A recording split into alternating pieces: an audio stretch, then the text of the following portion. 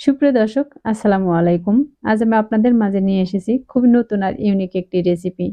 শীতের সিজনে জলপাইয়ের এই রেসিপিটি যদি আপনারা না বানিয়ে খান তাহলে খুবই মিস করবেন। তাহলে আর কথা না বাড়িয়ে চলুন রেসিপিটি দেখে নিই।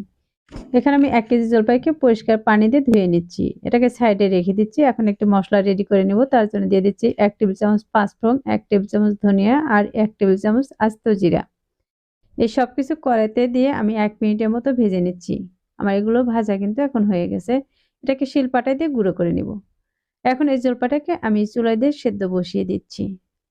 আর দিয়ে দিচ্ছি স্বাদ মতো লবণ বা ১ চা চামচ লবণ আর ১/২ চা চামচ হলুদের গুঁড়া। এবার ঢাকনা দিয়ে ঢেকে এটাকে সেদ্ধ করে নিব। এবার আমি ঢাকনাটাকে সরিয়ে নিচ্ছি আর এটা দেখিয়ে দিচ্ছি কতটা সিদ্ধ হয়েছে। এটা দেখে কিন্তু বুঝতেই পারতেছেন জলপাইগুলো কিন্তু খুব ভালোভাবে সেদ্ধ হয়ে গেছে।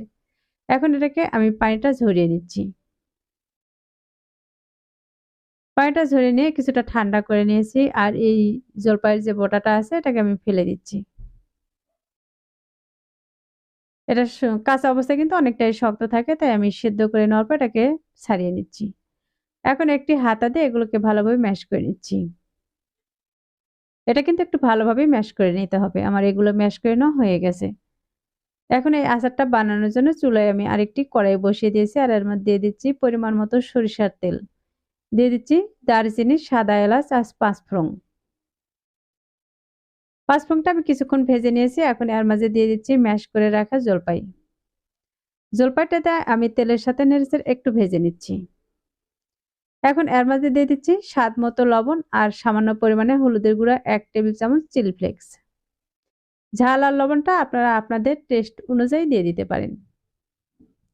আমি এখানে সবগুলোই কিন্তু ১ টেবিল চামচ করে দিয়ে দিয়েছি। আর দিয়ে দিচ্ছি ১/২ কাপের মতো চিনি।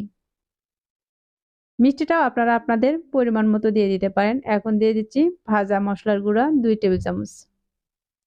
আমি যে মসলাটা ভেজে রেখেছিলাম সে মসলাটাই দিয়ে দিছি। দিয়ে আবারও ২ থেকে ৩ মিনিটের মতো এভাবে ভেজে নিয়েছি। আর ভাজার পর দেখতে পাচ্ছেন এটা কালার কিন্তু একটু চেঞ্জ হয়ে গেছে। এখন এটাকে আমি একটি বাটিতে নিয়ে নিচ্ছি। এখন এখান থেকে আমি কিছুটা পরিমাণে আচার হাতে নিয়ে হাত দিয়ে ঘুরিয়ে, ঘুরিয়ে খুব সুন্দর করে একটি ডিজাইন করে নিচ্ছি। দেখতে পাচ্ছেন এটা কিন্তু আমার রেডি করা হয়ে গেছে।